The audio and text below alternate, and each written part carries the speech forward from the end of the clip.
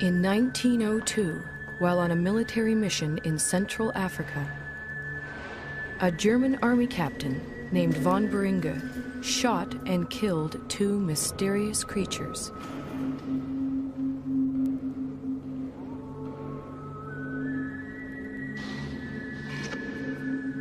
He then sent the skull and bones of one of them back home to Germany.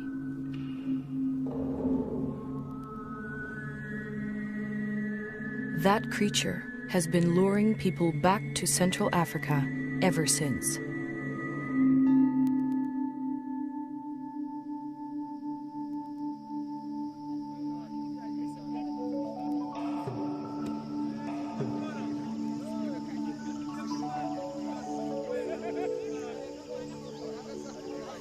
In 1921, American naturalist Carl Akeley made his way to the gorilla's ancestral home. The Virunga volcanoes, in what was then the Belgian Congo. Akeley brought a movie camera to document his visit, and a little girl to help prove Africa wasn't such a dark continent.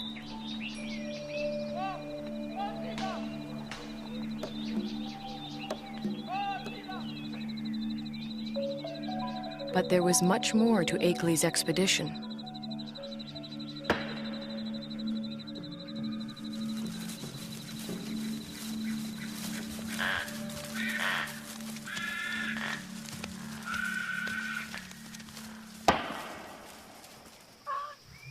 Akeley had come to collect mountain gorilla specimens for exhibit in New York.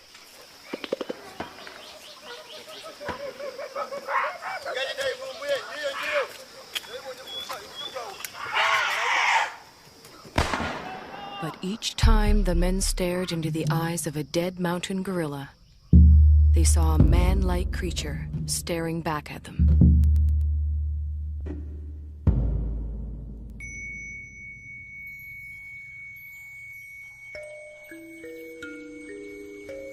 Akeley decided the killing must end. He urged Belgium's King Albert to make a permanent sanctuary of the gorilla's home.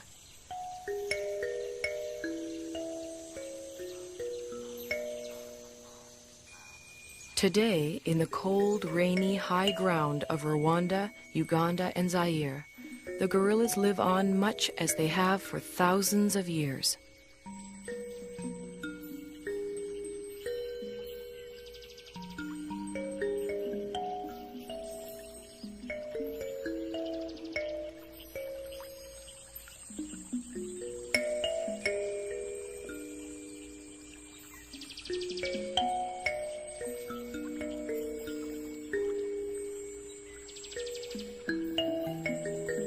Only now their mountain home is tiny and isolated, pressed in on all sides by people and farmland.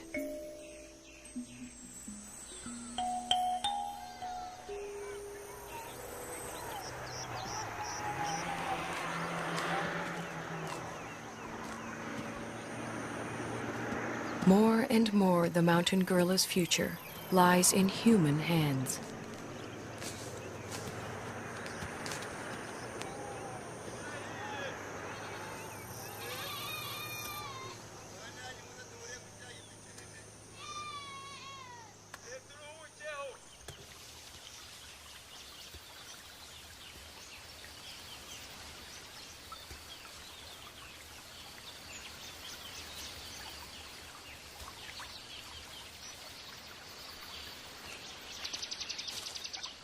American field biologist George Schaller was the first person to study mountain gorilla behavior.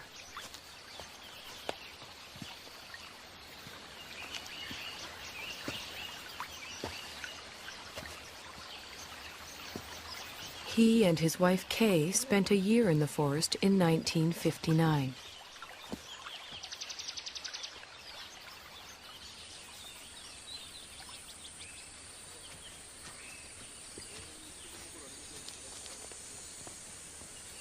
A number of other scientists have followed.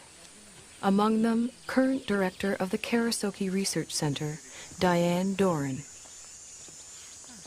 Hi. Hi. You made it. Good to see you. Hi. Hi, nice to see you. You made it just in time. The patrol's going out, and I was going out to see gorillas with Barabagwiza. Would you like to come along? Wonderful. Great. Okay. Tuginde. Tendagwiza.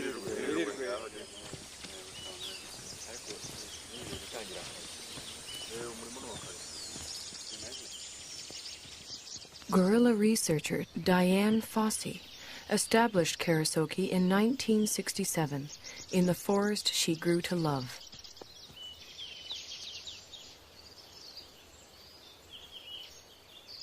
For Schaller, too, the forest became an enchanted place.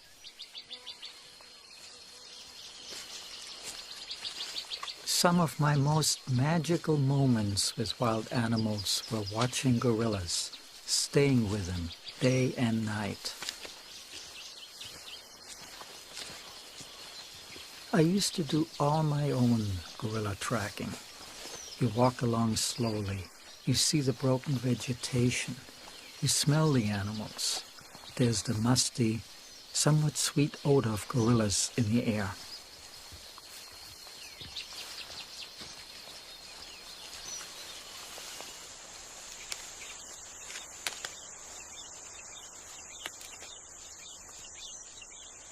When you follow them hour after hour, you adapt to their rhythm of doing things.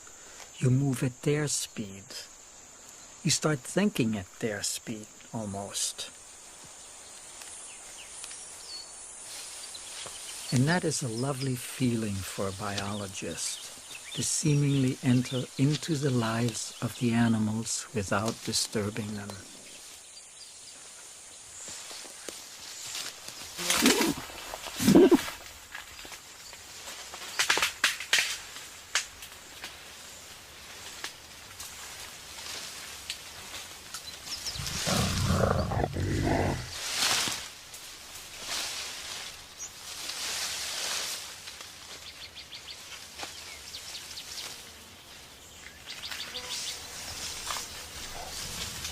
When approaching the animals, scientists try not to be too quiet.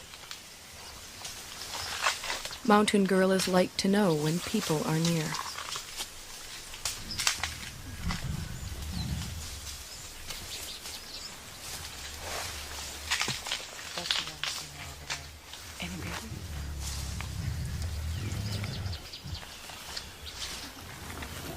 The mountain gorilla's day is spent feeding and resting. Feeding and resting, and feeding some more.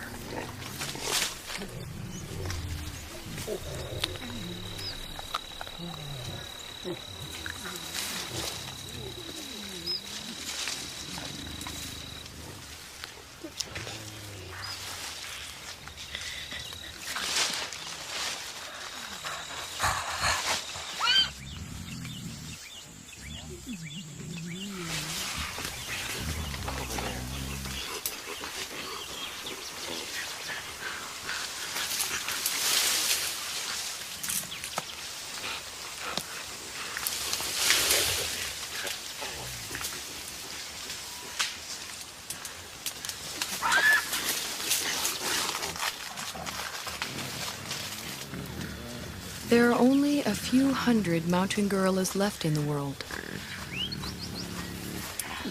Most live as part of a family. The father and protector of this family is the male silverback, Umagumi. He acts as a magnet for the group.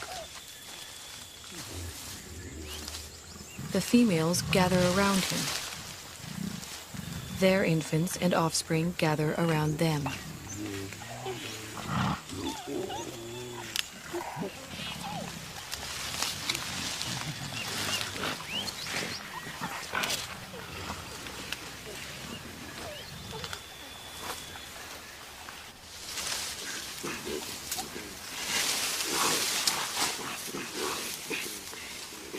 Mountain gorillas are social animals. The closeness begins in infancy. Rarely, if ever, does a mountain gorilla mother let her baby out of her sight.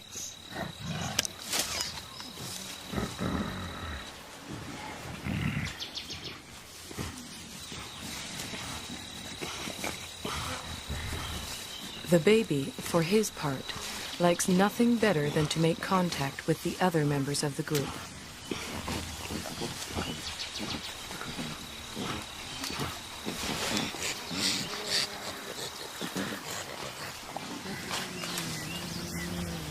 Even when they spread out to begin their daily search for food, the gorillas continue to communicate with one another.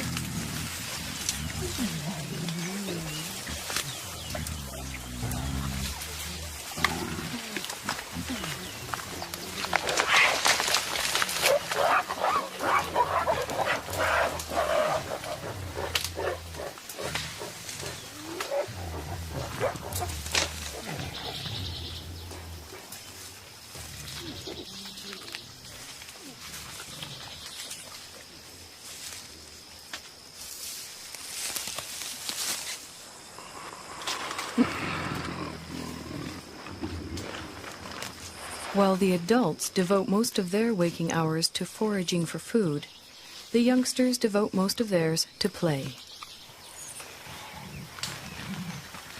Park guards have named this 3-year-old Nzeli.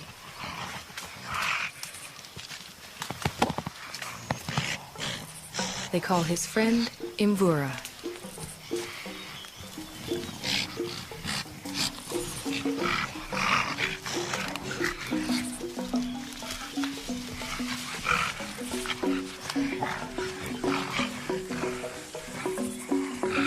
At 8 years, Karira is a bit of a bully. Mashushwe is only 4.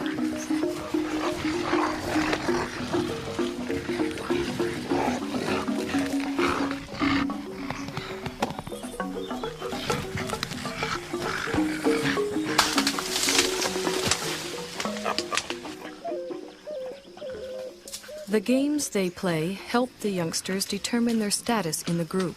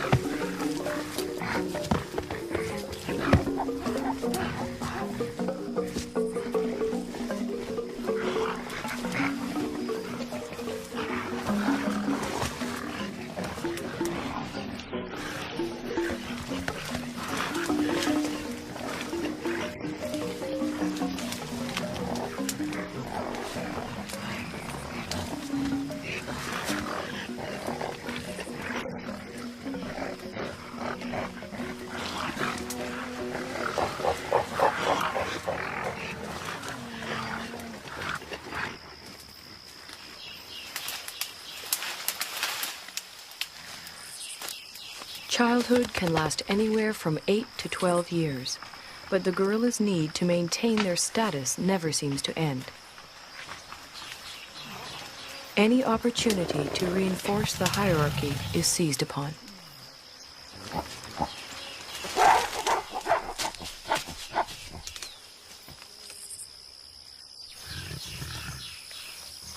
Then comes young adulthood.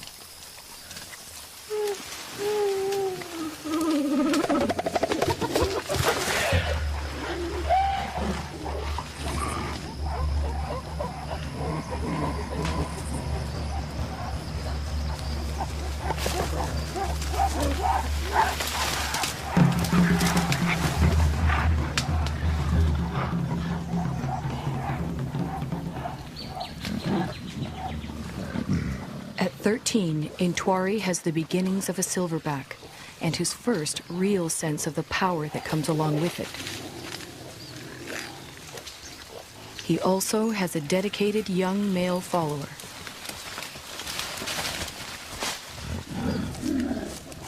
But what Intwari really wants is the attention and allegiance of the females in the group.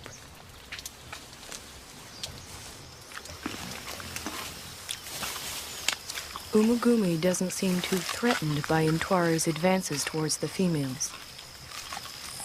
Well over 400 pounds, the dominant male silverback could easily discipline the younger one, or throw him out of the group altogether. For now, Umugumi seems content to focus on the local vegetation, of which he eats some 50 pounds a day.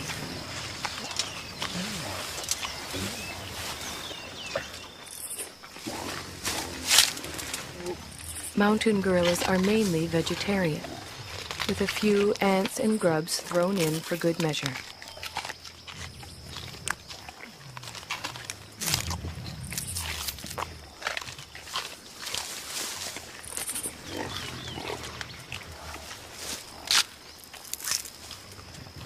Their staple diet includes a bitter, stinging mixture of thistles, nettles, goosegrass, bamboo, and wild celery.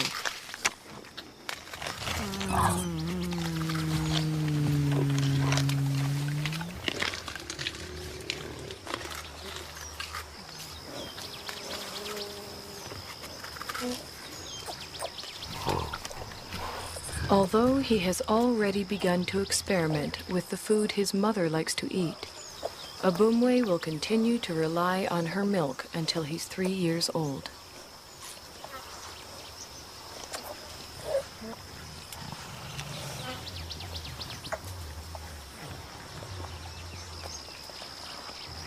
By the time he's 4, Abumwe will be strong enough to forage on his own.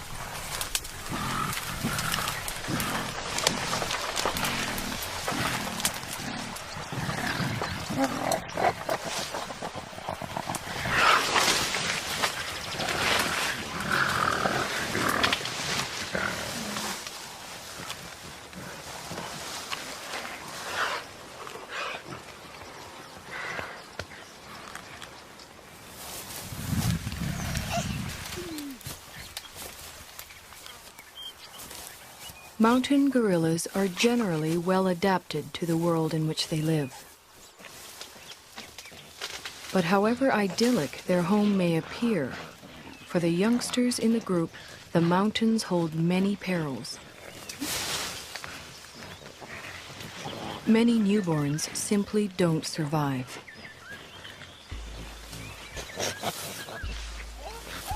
Mbele gave birth 2 days ago. It will be several months before she can even let go of her baby, much less let him out of her sight.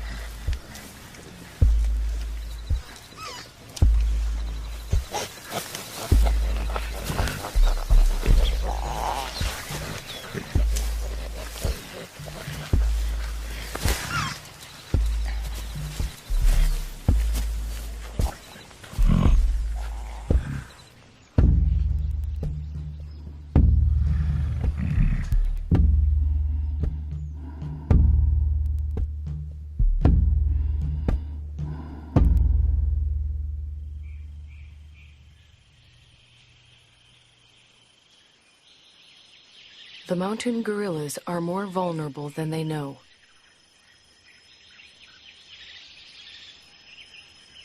Their ancestral home is much smaller than it once was.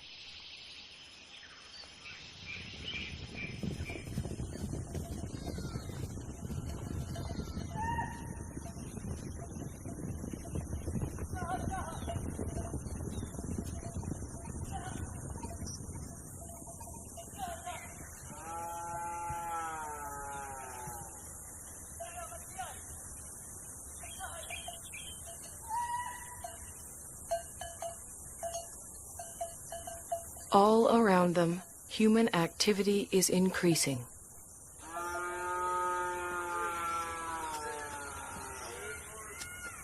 Yet the mountain gorillas continue to live and move in ways familiar to them for generations.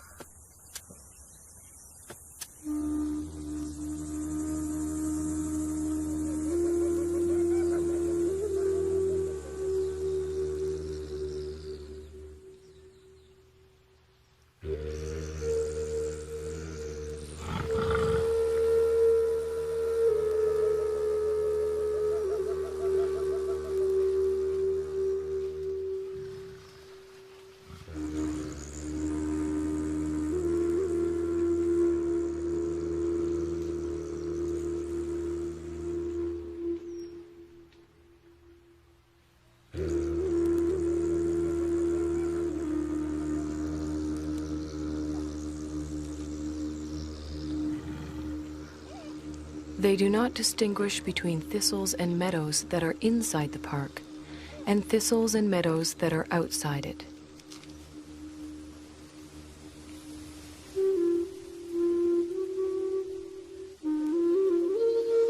They simply go where their never-ending search for food takes them. Only now they find others there.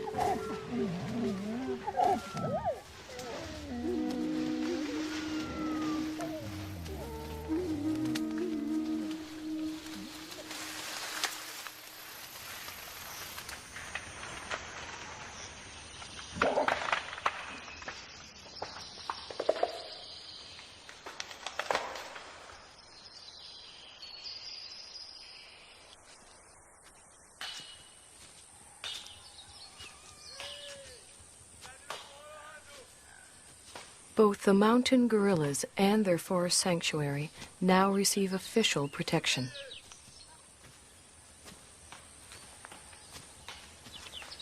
Park guards and anti-poaching patrols go to the forest every day.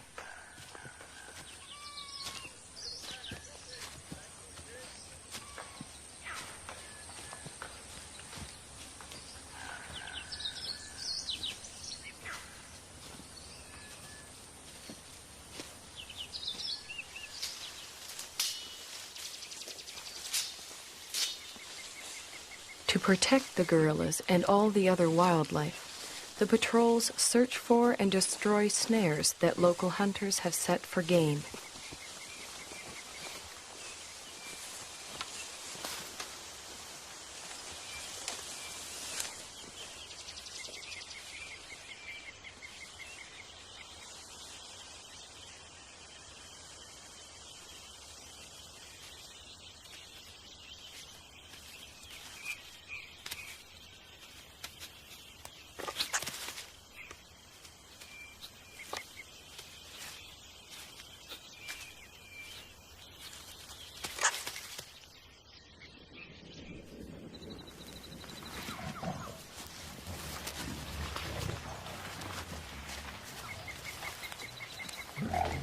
The guards search the forest, checking on the gorilla's whereabouts and welfare.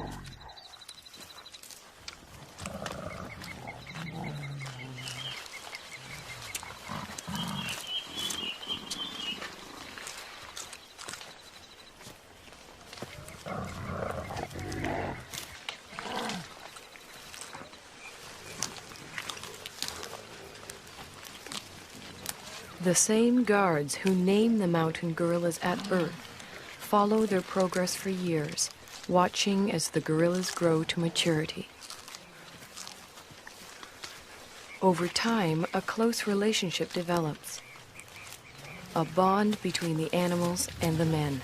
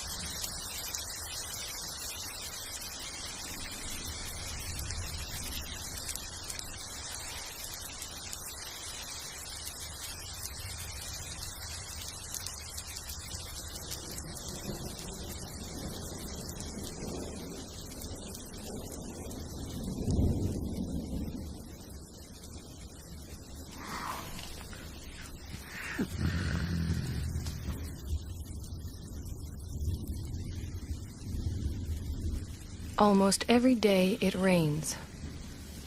The mountain gorillas don't seem to like it. They don't seem to know what to do about it either, other than simply wait it out.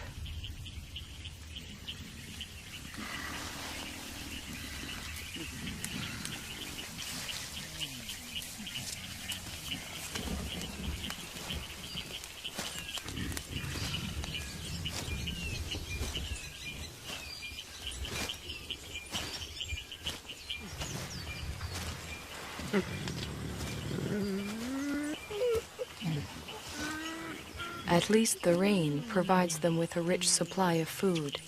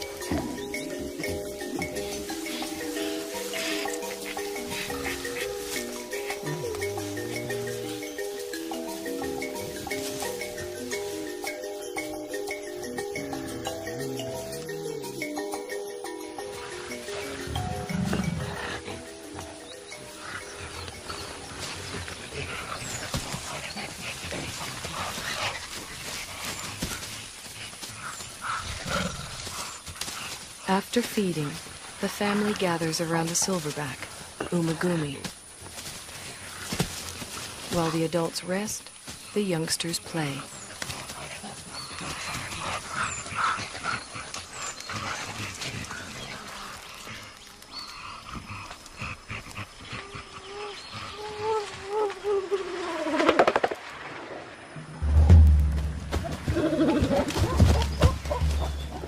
For the group's leading young adult male, it's become much more than play.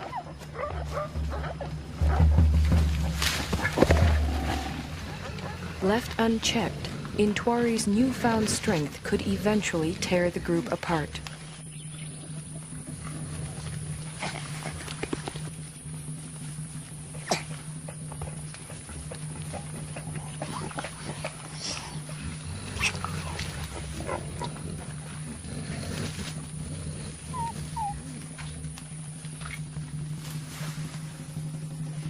The threat Intwari represents puts females such as Poppy on edge.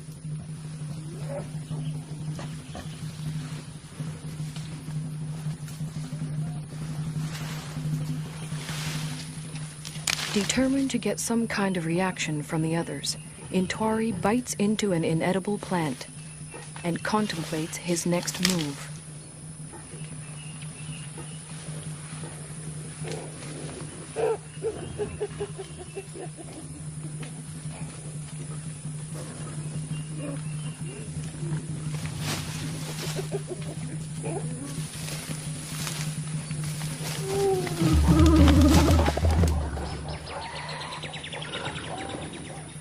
This time, even Umagumi seems uneasy.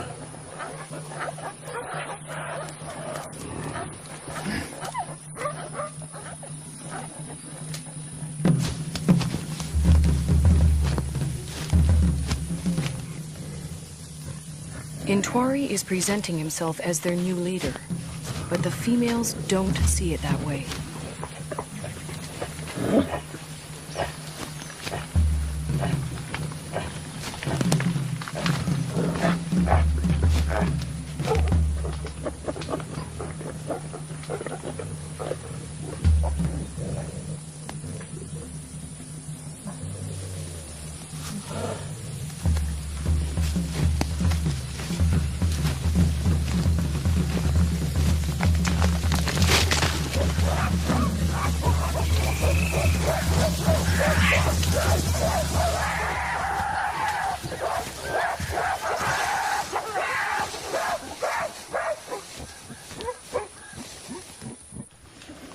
Having forced Intwari out, the group moves on.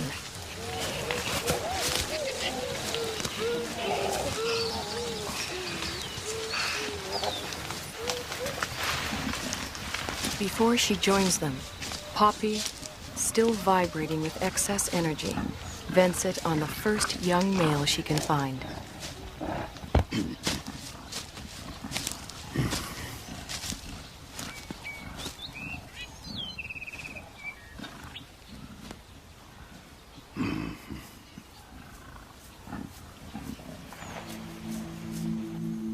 To be pushed out for good seems harsh, but what Intwari really needs now is time and space to mature, to the point where he too can have a family of his own.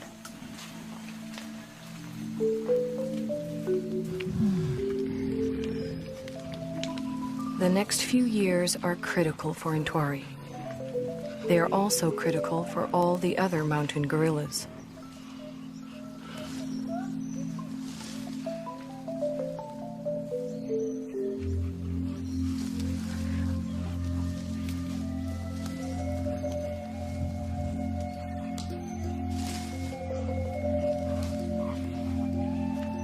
Whether the outside world will allow Intwari and the others the time and space they need is an open question.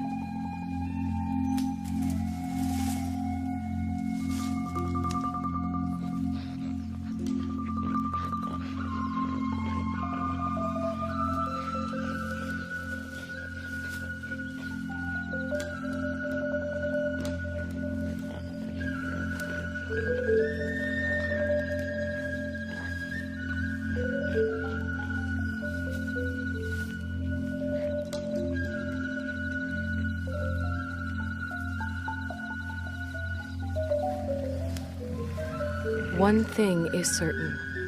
If the mountain gorillas are to survive, we will have to protect them and their forest home forever.